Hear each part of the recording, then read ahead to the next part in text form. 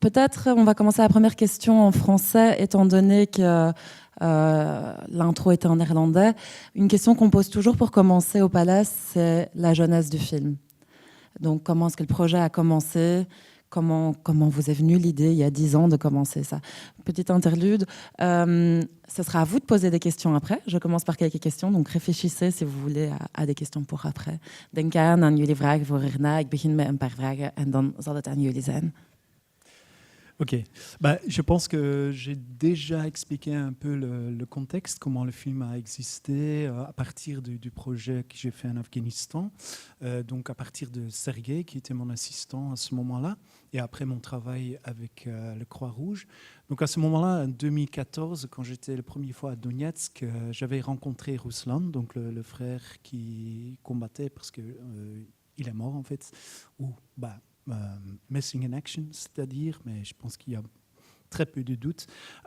Donc j'avais lui rencontré et donc c'est lui qui m'a expliqué son histoire familiale avec ses frères et en fait qu'ils ont vécu dans l'orphelinat à Marinka.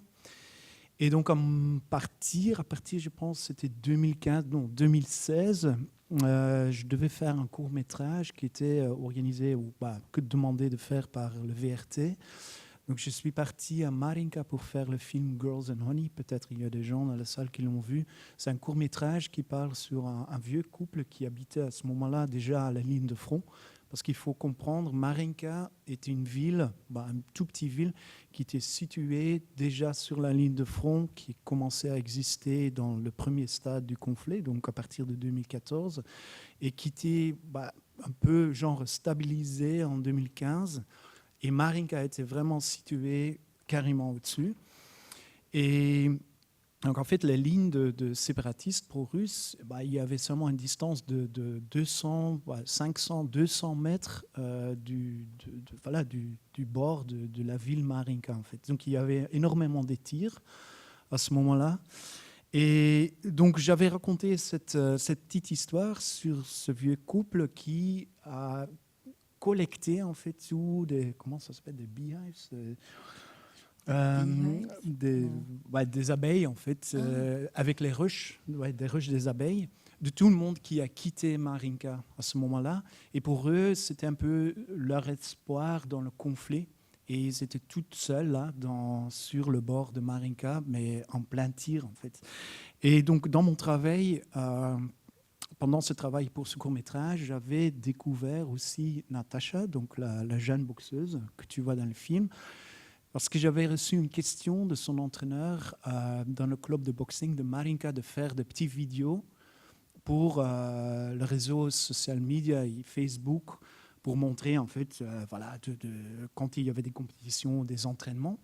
Et c'est là que j'avais découvert Natasha, qui était la seule fille qui était entourée par des gros garçons très machos, mais qui était super timide, mais très ambitieux et qui avait vraiment le rêve de devenir un champion de boxe. Et c'est après qu'elle a commencé des études dans l'université de médecin à Zaporozhye, mais avant, donc comme tu as vu dans le film, je l'ai suivie pendant des étapes un peu différentes dans sa vie quotidienne en fait, à l'école, dans Dom Culture, donc le Cultural House, c'est-à-dire dans le boxing. Et pareil pour Angela. Donc à ce moment-là, j'avais découvert cette fille qui faisait des contrebandes déjà, mais c'était vraiment une question pour survivre. À ce moment-là, avant l'invasion russe, c'est-à-dire en 2022, en fait, ces caractères, Angela et Natasha, étaient considérés un peu comme donner un peu plus de contexte et de couleur autour de l'histoire des quatre frères. Parce qu'avant le Full Scale Invasion, c'était un peu l'idée de faire ce film qui va parler seulement sur l'histoire des quatre frères. Et c'est après, en fait, l'invasion qu'on a considéré dans le montage pour leur donner plus de poids, en fait, dans la ligne narrative et surtout de Natasha, de laisser raconter son histoire et sa jeunesse qui a été détruite dans la ville de Marinka. Et dans son histoire, on a incorporé en fait l'histoire des quatre frères et l'histoire de Angela, plus le frère aux États-Unis. En hoe doet je het dan om een ploeg te beheren in een warzone? En op 10 jaar lang dan ook? Hoe is dat? Bah, ja, ik denk dat is een heel organisch proces. Met denk ik de reden ook, oké, 10 jaar, dat is heel veel. Ik denk dat de full-scale invasion daar een grote factor is in gespeeld. We hadden nooit voorzien dat die invasie natuurlijk ging gebeuren. De film zou normaal gezien afgerond moeten geweest zijn in 2022, waarin dat we eigenlijk het idee, zoals ik net verteld heb, gingen bouwen rond het verhaal van die 4 broers, met een soort reconstructie eigenlijk van de 4 broers, waarin dat we dan een soort... we hadden eigenlijk een casting gedaan in Mariupol van 4 weeskinderen, die echte broers, 4 weeskinderbroers, waar dat we eigenlijk een soort fictieverhaal mee gingen bouwen, zoals in de setting zou geweest zijn van Donetsk begin jaren 90, maar gesitueerd in Mariupol. Dus we hadden toen ook alle toelating gekregen om in Azovstal te draaien, in de steenkoolmijnen en de havenindustriële zones daar. En ja, het is een proces eigenlijk met heel veel etappes waarin dat je niet constant aan het draaien bent. Je bent eigenlijk heel veel recherche aan het doen, je bent aan het bouwen. En vanaf dat er dan een opnameblok eigenlijk is klaargemaakt voor het draaien, dan werkten we eigenlijk samen met een crew die ik deels liet overkomen vanuit België, maar ook die een deel Oekraïens was. Maar we zijn eigenlijk met een zeer kleine key crew hebben we eigenlijk constant samengewerkt. Dus ik denk 3-4 mensen die met veel tijd eigenlijk deze film tot stand hebben gebracht.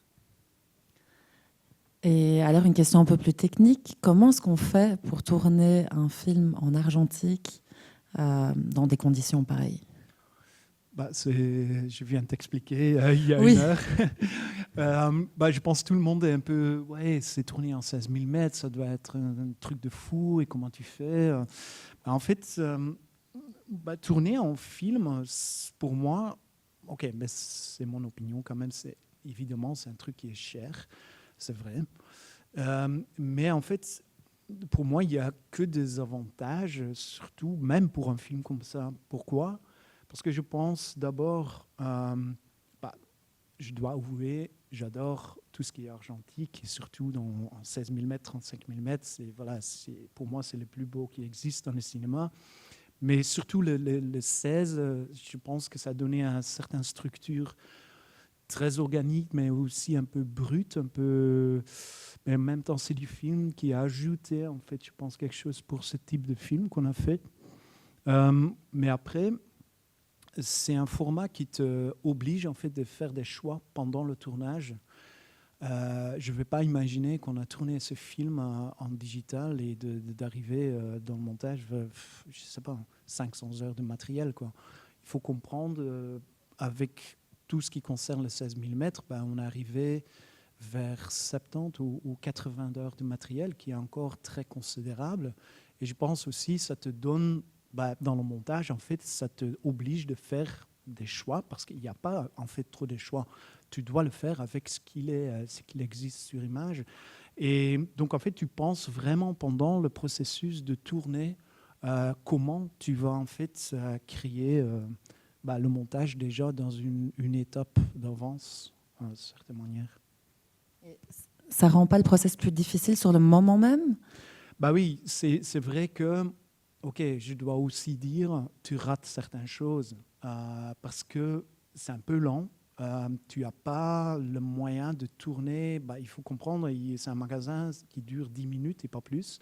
Si tu tournes en Bolex, tout manuellement, parce que ça existait, j'ai tourné pas mal aussi en Bolex, c'est 30 mètres, donc c'est 3 minutes, Boris, 4 minutes, ouais, 3 minutes. Donc en fait, voilà, ça t'oblige encore beaucoup plus de faire des choix. Par contre, le format film, c'est quelque chose qui est aussi très stable. Il faut penser après de conserver la bobine de manière pas humide, pas trop dans des températures trop différentes. Mais après, en fait, si tu fais une erreur au niveau de la lumière, tu as encore une certaine latitude qui te donne un forgiveness, qui te pardonne, en fait, d'une certaine manière dans la post-production. Donc, Oui, je pense aussi Matteo qui est dans la salle. Je pense qu'il a beaucoup aimé que le film a été tourné en film dans l'étalonnage. Donc voilà. Mais non, je pense que du coup, on est très content de. Bah, aussi, ce que je peux ajouter là, c'est que la question d'électricité, si tu pars avec l'armée pendant quelques journées ou une semaine dans des tranchées, bah, il n'y a pas d'électricité. Donc tu dois porter en fait tout ce que tu as besoin. Mais avec une caméra de film, bah, tu prends 10 bobines de film, 2 magasins, 2 batteries ou 3 batteries, et tu sais tourner, tu sais, ok, tu dois faire tes choix, mais tu sais tourner une semaine. Je ne peux pas imaginer, en fait, tu arrives là avec ton laptop et des disques durs et toutes les batteries pour les caméras, les vidéo assist. Donc voilà. Je me sens un peu assez confortable avec ce procédé-là que vous aviez déjà utilisé pour le précédent. Ouais, en Afghanistan aussi. En dus Denis heb je leren kennen met de Rode Kruis, via Denis Natasha en Angela. En dan hoe ben je opgekomen naar de vier broers en hoe heb je ze overtuigd om ze zo lang te volgen en die ouders dan ook in Amerika? Maar dus het proces van de vier broers was eigenlijk vrijwel in het begin van de film. Dus zoals ik net gezegd had, dus een van de broers had ik gevonden door mijn werk voor het Rode Kruis. Ja. En het is eigenlijk hij die mij dan geleid had naar Marinka. Dus hij vertelde dat zij opgegroeid waren in het stadje Marinka. En daar heb ik dus Natasha en Dennis ontdekt. En dan zijn we de eerste reportage hebben we gedaan in 2018 in Amerika, waarin dat we dan een eerste lange interview en eerste opnameperiode hebben gedaan met Daniel, dus Amerikaanse broer die toen 13 was. En dat was dan het begin van het Amerikaanse luik, waar dat we uiteindelijk 3 keer naartoe gegaan zijn, maar dat was ook een US DOP die dan eigenlijk opnames heeft gedaan, terwijl dat wij parallel in Oekraïne aan het filmen waren, omdat er bepaalde elementen wel belangrijk genoeg waren om parallel op te volgen. Dus ja, op die manier is het een beetje chronologisch opgebouwd. En iedereen was meteen mee? Ja, nee, dus, jawel, iedereen was mee, maar het is natuurlijk een kwestie van vertrouwen binnen deze film, denk ik. Het is ook een van de redenen waarom dat die 10 jaar heeft geduurd, omdat je moet hem, zeker met de vrouwelijke personages, Angela en Natasha. Ik herinner mij Natasha, zoals ik net zei, was heel timide in het begin. En dat is een proces geweest van jaren, proberen inkomen in haar wereld en daar een plaats in verdienen, letterlijk. Maar dat was niet evident. Bij die broers was dat ook, maar die hadden dan af te rekenen ook met heel veel persoonlijke trauma's, ook een vorm van PTSD door het conflict, wat dat er ook allemaal niet op gemakkelijker maakte. De Amerikaanse familie was heel meewerkend eigenlijk. En de reden waarom is ook iets dat we eigenlijk op het einde van het filmproces hebben ontdekt. Dat het voor hen, deze film was ook een soort manier tot het uitleggen aan Daniel van alles wat betreft zijn afkomst, maar ook zijn broers. Waar dat zij zelf eigenlijk heel weinig antwoorden op hadden, omdat zij ten eerste die informatie niet hadden, maar dat zij ook niet de taal beheersten, dat zij ook die contacten niet meer hadden met die broers. En zij zaten dus zelf met heel veel onopgeloste vragen die heel veel een bepaalde wroeging creëerden of een soort ongrijpbaarheid waarin dat die film natuurlijk heel veel antwoorden heeft geboden. En dus het is een beetje een wisselwerking geweest. Wij kwamen natuurlijk altijd terug vanuit Oekraïne met heel veel materiaal, foto's, ook berichten van de broers, of bijvoorbeeld zoals je ziet in de film, een brief van de biologische moeder aan Daniel. En dat zijn allemaal zaken die natuurlijk die samenwerking versterkt hebben op een manier. Est-ce que les personnes dans le film ont vu le film? Pas encore tout le monde, pas encore les frères. On est en train de voir comment et où.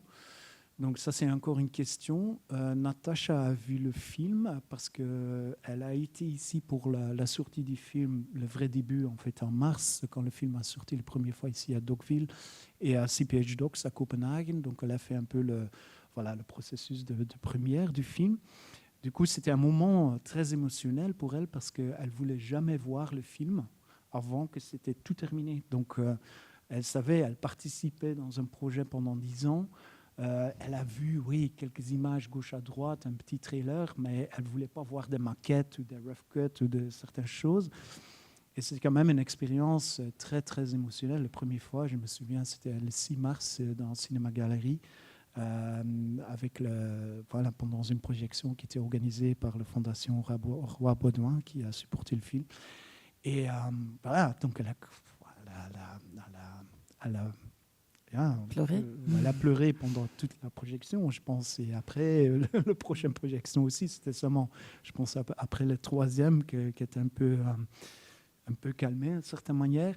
Et Angela, donc la fille polonaise, la fille qui habite en Pologne, mais qui faisait la contrebande, je vais le voir après, dans 2 semaines, parce que le film est sélectionné là pour un festival polonais où il y aura la projection première en Pologne.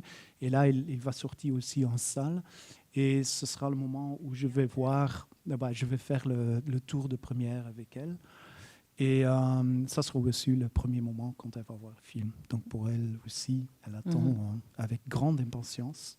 Et elle m'a écrit déjà qu'elle va pleurer. Donc on va voir.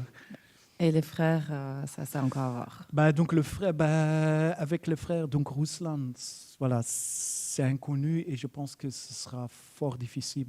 Pour montrer maintenant le film en Russie, c'est pratiquement impossible et je suis sûr et certain que la Russie ne va pas du tout aimer le film. Mais c'est déjà une question aussi pour l'Ukraine. Donc on a envoyé le film à un certain nombre de festivals en Ukraine. Mais les opinions sont très, très différentes, ce qui est compréhensible, effectivement. Donc, c'est à voir si le film sera projeté là-bas ou pas. Si oui, Marc va voir le film, et Maxime. Et après, le frère qui habite en Amérique, c'est à cause de la situation qui est un peu encore inconnue, mais tout le monde sait que il y a une grande chance que Ruslan ait décédé. La famille américaine voulait en fait de garder un peu de l'espace. Donc ils ont dit pendant la première à Copenhague d'attendre un petit peu jusque la première aux États-Unis sera connue. Et à ce moment-là, je pense qu'ils vont voir le film, quoi. Mais c'est encore, je pense peut-être cet été ou en automne. Voilà. Est-ce qu'on a déjà des premières questions? Misschien een vraag ergens. Moet niet bang zijn. Eerst is het altijd moeilijk. Voilà. We hebben hier een micro. Hier is iemand van voor. Hier van voor.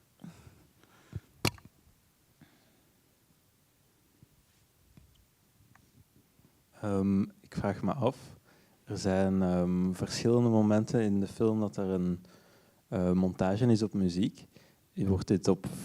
Heeft u op voorhand daarover nagedacht of is dit op de editvloer pas tot stand gekomen?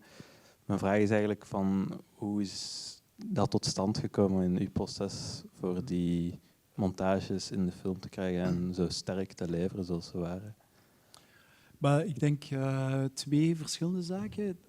Er zijn zaken die heel gerichte keuzes waren, waar dat vrij evident was. En dat zie je ook in de film, bijvoorbeeld het stuk van System of a Down, Lonely Day, van waar dan Natasha op zingt. Maar zij was echt heel zot van dat nummer. Zij was op verschillende momenten ook aan het zingen tijdens de opnames heen. En op een paar momenten hebben we dat dan ook zo opgenomen. Maar we wisten eigenlijk nog niet of die rechten geen konden clearen. Dus dat is daarna wel een Hans proces geweest om dat te kunnen clearen. Maar het is uiteindelijk wel gelukt, maar dat is niet zo simpel geweest. Dus er zijn dan wel echt keuzes geweest van dat we wisten van oké, het gaat met dit moeten gebeuren of niet. Ofwel, we kunnen er geen andere cover van maken. Andere zaken, trouwens, Matthijs is in de zaal, onze componist, die heeft heel veel stukken gemaakt die een beetje in de relatie lagen met andere muziekstukken die we ook al over nagedacht hadden te gebruiken. Ik had bepaalde zaken, een voorkeur, bijvoorbeeld bepaalde stukken van Arvo Pärt of van Philip Glass of van Tchaikovsky. Dat waren wel stukken die ik vond die bij de film hoorden en die toch muzikaal alles naar een ander niveau zouden moeten brengen. En ik denk dat Matthijs daar een heel goede job in heeft gedaan samen met Lieven om eigenlijk een sounddesign compositie te creëren die eigenlijk al die stukken verbindt. Trouwens ook de begincompositie is eigenlijk ook een reflectie op de eindcompositie. Er zijn ook suggesties geweest van de monteurs, bijvoorbeeld het stuk van Philip Glass, die eigenlijk uit de soundtrack van Koyaanisqatsi komt, van 1982. Was een suggestie van een van de monteurs, die trouwens, waar ik bijzonder fier op ben, een fantastisch werk hebben gedaan. En ja, dat werkte gewoon. Op een bepaald moment was er van, oké, laten we dit behouden. Er is dus wel een groot werk geweest, denk ik. Mathis zal er misschien straks iets over zeggen, om een soort universele lijn daarin te creëren tussen de bestaande keuzes die er waren en dan eigenlijk het sounddesign, muziek die alles heeft samengebracht. Er zijn ook afwegingen geweest tussen stukken die echt gecomponeerd zijn geweest, maar waar we uiteindelijk toch de afweging hebben van gemaakt van nee, we gaan toch een bestaand iets nemen. Dus dat is een heel organisch proces geweest dat ook heel lang heeft geduurd met heel veel trial and error eigenlijk. Dank je. Er is een vraag van boven daar in het midden.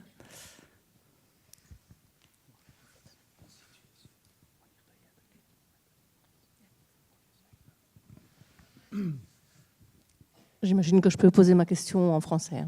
Ouais. C'est deux petites questions. La première, c'est que j'aurais voulu comprendre comment se structurait l'équipe, savoir combien il y avait de personnes sur le tournage et combien il y avait de personnes et qu'est-ce qu'ils y faisaient. Et la deuxième question, c'est que j'aurais voulu comprendre la place de l'interview, des interviews dans le film, parce qu'il y a beaucoup d'évocations avec beaucoup de voix off. Et pourtant, il y a l'interview de face caméra du côté de la famille américaine. Et j'aurais voulu savoir pourquoi ces choix, en fait. D'accord. Merci. Merci. Au niveau de l'équipe, en fait, on était très peu. Je pense qu'on était seulement 3 personnes. Parfois, pour des séquences qui étaient beaucoup plus techniques, on était beaucoup plus. Par exemple, la séquence de fin.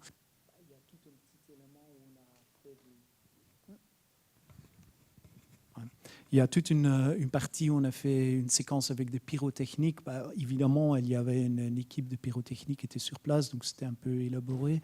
Mais je pense, non, c'était Matteo, mon super assistant, c'était moi, c'était Émile ou quelqu'un qui venait de l'Europe pour m'assister en fait avec le tournage moi-même.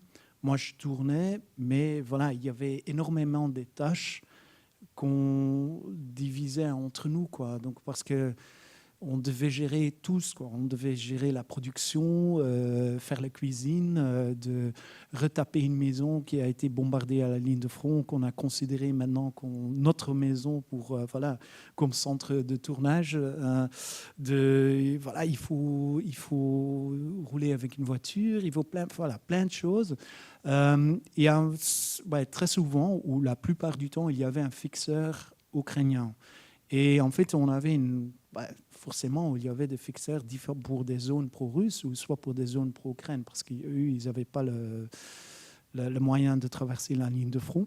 Il faut expliquer, il faut dire en fait qu'avant l'invasion russe, il y avait donc la ligne de front, mais il y avait 3 checkpoints où tu pouvais passer. Pour des journalistes, c'était compliqué quand même, mais c'était possible en condition que tu avais énormément de papiers, de permissions qui étaient autorisées par les deux côtés. Mais donc les équipes étaient totalement séparées en fait.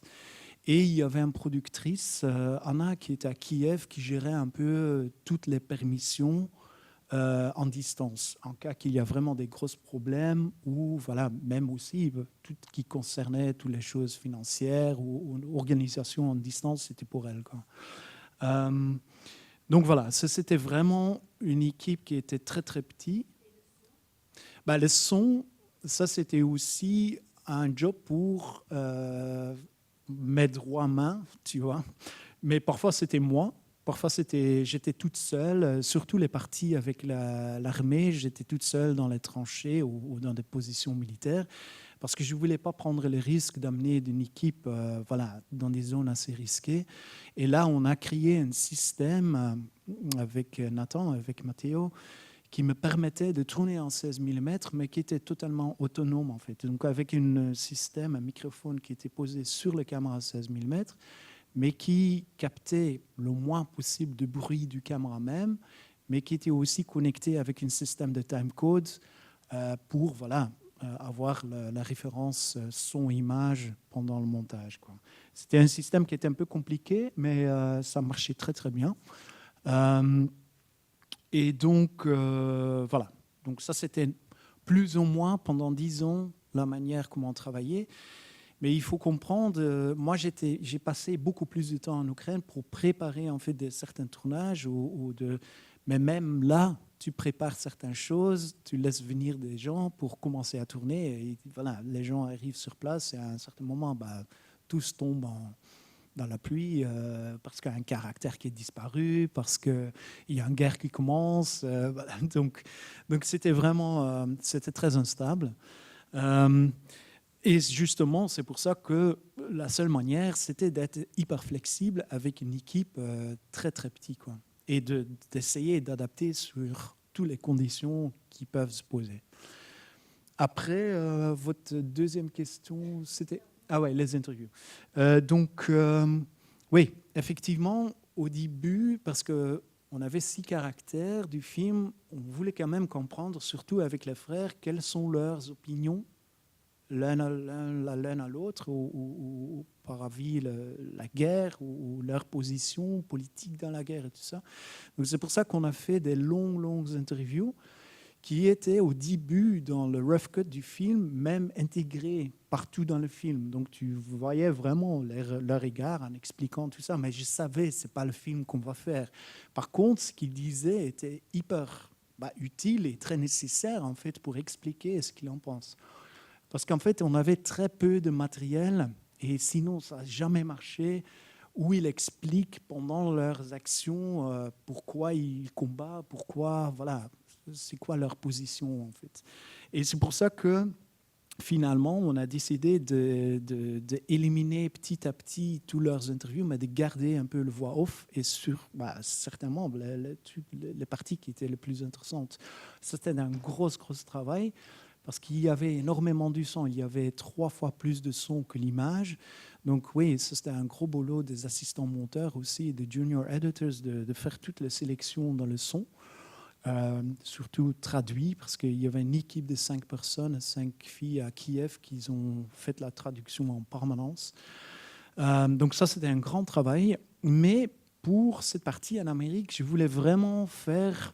ça, c'était aussi une raison, peut-être que certains gens entre vous ont remarqué. Ça, c'était une partie qu'on a tournée ici digitalement, pas en 16 mm, parce que je voulais créer un certain contraste entre le monde qui était très protégé, qui était, voilà, Daniel qui vit là avec toutes ces opportunités, mais qui est un peu dans son cocon voilà, qui est très fermé en fait, et qui peut seulement imaginer ce qui se passe avec ses frères à l'autre côté du monde.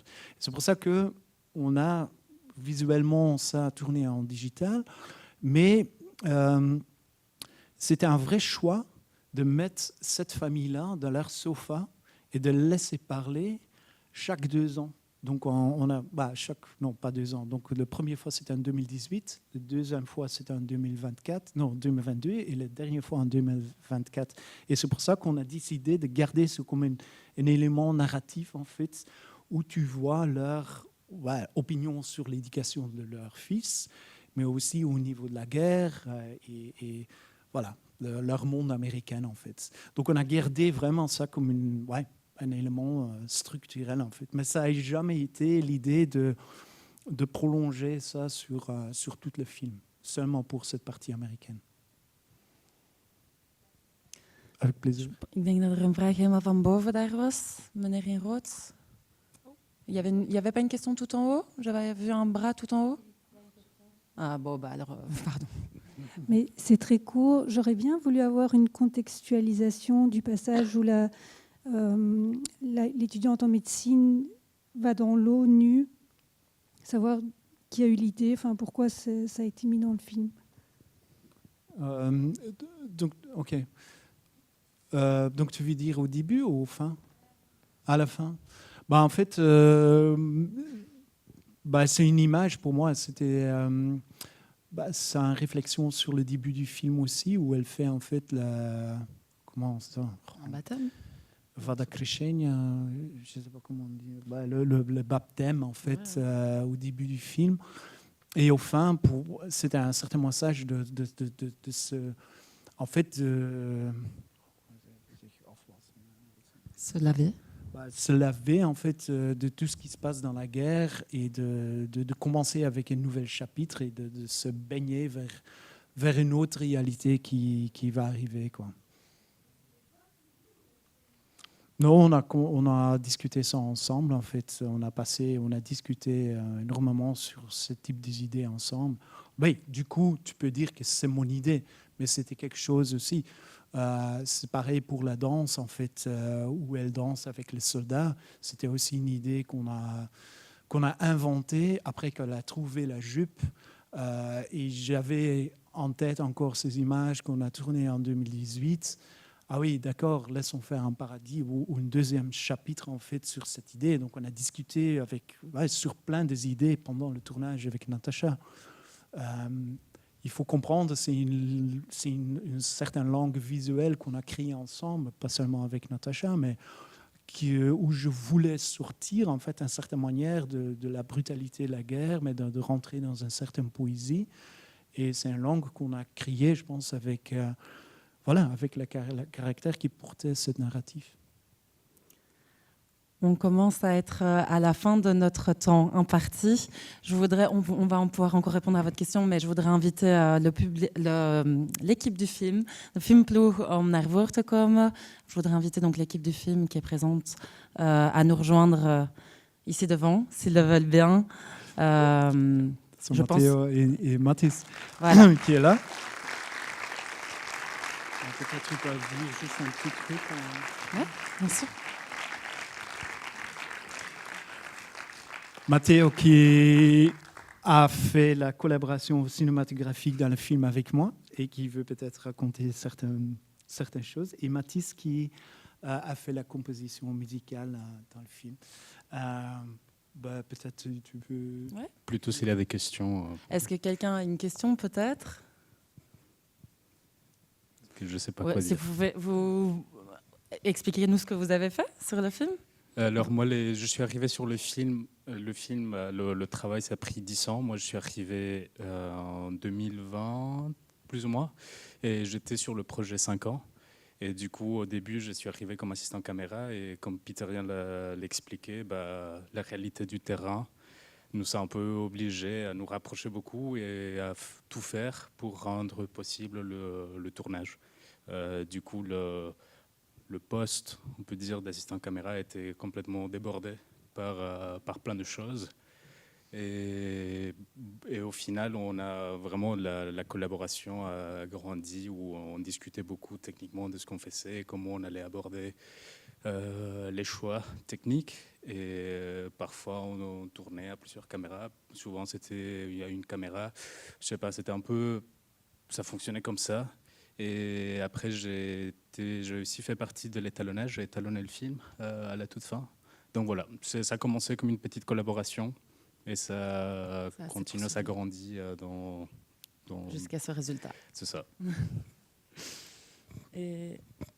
Oui, donc moi j'ai composé la musique du film, enfin celle qui est originale en tout cas, avec Lieven, qui était arrivé sur le projet avant moi.